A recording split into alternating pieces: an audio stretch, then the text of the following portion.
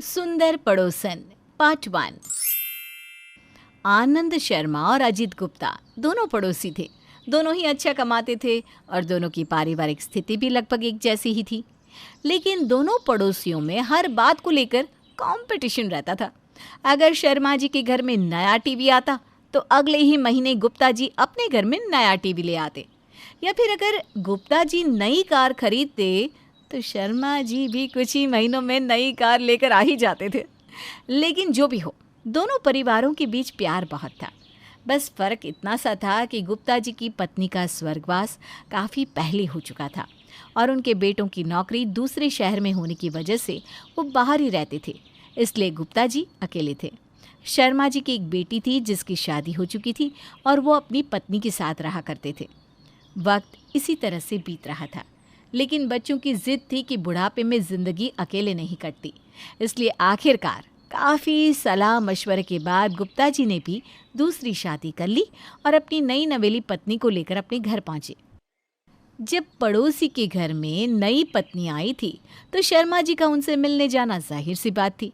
बस फिर क्या था, पहुंच गए शर्मा जी अपनी पत्नी के साथ गुप्ता जी के घर। अरे गुप्ता जी, इस उम्र में शादी करके आए हैं, ज़रा लड्डू तो खिलाइए भाई। शादी किसी भी उम्र में हो, लड्डू खाना तो बनता है। और आप तो बड़े छुपे रुस्तम निकले, बेटों से मिलने गए थे और बीवी साथ में ले आए। अरे नहीं नहीं भाई साहब, मैं कहाँ शादी करना चाहता था, लेकिन बच्चे हैं कि मान ही नहीं रहे थे। कहने लगे पापा इस उम्र में अकेले रहेंगे तो परेशान रहेंगे, अब आपको शादी कर लेनी चाहिए। बच्चों ने तो अपने लिए मम्मी खुद ढूंढ कर रखी थी। अरे भाई साहब, आप तो मेरे लिए नई पड़ोसन लेकर आए हैं, ज़रा मुझसे भी तो मिलवाइए, ज़रा मैं भी तो देखूं आखिर मेरे पड़ोसी गुप्ता जी की नई बीवी है कैसी। हाँ हाँ क्यों नहीं, अभी बुलाता हूँ। वैसे उसका नाम सोनाली है। क्या बात है गुप्ता जी, आपको इस उम्र में सोनाली मिली है। हमें देखे, हम तो उस ज़माने की सुनीता के साथ रह रहे हैं, क्या करें, रहना पड़ रहा है। क्या कहा आपने? अब क्या आपको भी सोनाली चाहिए? ज़्यादा फड़फड़ाने की ज़रूरत नहीं है। मेरा नाम सुनीता है और आपको इसी सुनीता के साथ ज़िंदगी काटनी होगी। अरे नहीं नहीं, मैं तो बस मजाक कर रहा था। आप बुलाइए ना, भाभी जी को बुलाइए, ज़रा हम भी तो मिले। अरे सोनाली जी ज़रा बाहर तो आइए, हमारे दोस्त आपसे मिलना चाहते हैं, पुराने पड़ोसी हैं, जल्दी आइए। गुप्ता जी की आवाज़ देने पर उनकी नई नवेली पत्नी सोनाली बाहर आती है। उसके चेहरे पर लंबा सा घूंघट था, लेकिन सोनाली की कद काठी देखकर ऐसा लग रहा था जैसे वो कोई जवान लड़की हो। छरहरा बदन और अच्छी खासी हाइट के साथ सोनाली घूंघट में भी काफ़ी अच्छी नज़र आ रही थी। ये देखकर शर्मा जी और उनकी पत्नी दोनों दंग रह गए। अरे भाई साहब, अपने से कितने कम उम्र की लड़की ब्याह कर लाए हैं। इनको देखकर तो लगता ही नहीं कि ये हमारी उम्र की हैं। अरे शर्मा जी कैसी बात करते हैं, बस बच्चों की पसंद है, उन्होंने जिसे पसंद किया हमने शादी कर ली। हमें कौन सा इस उम्र में शादी करनी थी। अरे सोनाली, ज़रा घूंघट तो उठाओ, देखो जब तक चेहरा नहीं देखेंगे कैसे पता चलेगा। सोनाली ने मुस्कुराते हुए अपने चेहरे से घूंघट हटा दिया। ये देखकर आनंद शर्मा और उनकी पत्नी के होश उड़ गए कि सोनाली एक जवान लड़की थी और दिखने में बहुत खूबसूरत। मिसेस शर्मा का तो सोनाली को देखकर खुशी का ठिकाना नहीं रहा, लेकिन आनंद शर्मा ललचाई नज़रों से उसे देखने लगे। अरे वाह गुप्ता भाई साहब, आपकी तो निकल पड़ी। चलिए अच्छा है, इतनी सुंदर पत्नी मिली है आपको। मुझे भी अच्छा लगेगा पूरे मोहल्ले में ये कहने में कि भाई हमारी पड़ोसन तो बहुत सुंदर है। भाई अपने अपनी किस्मत है, किसी को मिली सुनीता और किसी को मिली सोनाली। मैं आप लोगों के लिए कॉफ़ी बनाकर लाती हूँ। अंकल आप क्या पियेंगे? अंकल? अरे मुझे अंकल क्यों कह रही हो? मैं तुम्हारे पति का दोस्त हूँ, मुझे आनंद कहकर बुलाओगे तो चलेगा। अच्छा, ज़रा इधर हमारी तरफ देखिए, देर हो रही है, घर चलते हैं, बाद में देखेंगे कौन किसको क्या कहकर बुलाता है। मिसेस शर्मा अपने पति आनंद शर्मा को लेकर अपने घर चली जाती है, लेकिन गुप्ता जी की इतनी सुंदर बीवी और अपनी इतनी सुंदर पड़ोसन देखकर शर्मा जी के तो होश उड़ गए थे। सोनाली सुबह सुबह अपने घर की छत पर एक्सरसाइज किया करती थी।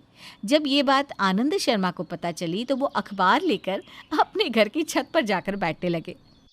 क्या बात है, आजकल अखबार और चाय लेकर सवेरे सवेरे छत पर चले जाते हैं आप, क्यों? अरे वो क्या ना, अब इस उम्र में दम घुटता है घर की चार दीवारी में, ऊपर थोड़ी खुली हवा ले लेते हैं। ऐसी कौन सी खुली हवा मिलने लगी है इनको, मैं भी जाकर देखूं। अगले दिन जब आनंद शर्मा अपने घर की छत पर जाते हैं तो मिसेस शर्मा भी दबे पांव धीरे धीरे उनके पीछे जाती हैं और वो देखती हैं कि आनंद शर्मा पड़ोस वाली छत पर एक्सरसाइज कर रही सुन्ना लेकर देख रहे थे। अच्छा, तो आपको ताज़ी हवा यहाँ से मिलती है? वही मैं सोचूं, इतनी गर्मी पड़ रही है और आपको पता नहीं कहाँ से ठंडी ताज़ी हवा मिल रही है। अरे आप यहाँ कैसी हैं आप एक्सरसाइज नहीं करती क्या? नहीं नहीं नहीं, ये काम आप ही करिए।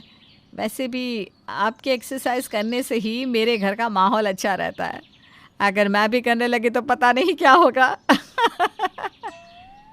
जी मैं कुछ समझी नहीं। अरे समझने की ज़रूरत भी नहीं है। अभी मैं अपने घर के माहौल को घर के अंदर लेकर जाती हूँ। मिसेस शर्मा मिस्टर शर्मा की तरफ घूर कर देखती है और उन्हें अपने साथ लेकर चली जाती है। कुछ दिनों के बाद, अरे गुप्ता जी, कभी हमारे घर भी आइए भाई, नई नई पत्नी आई है, आप तो व्यस्त हो गए, आजकल चाय पर भी नहीं आते। ऐसी क्या बात है, आज शाम को ही आ जाता हूँ।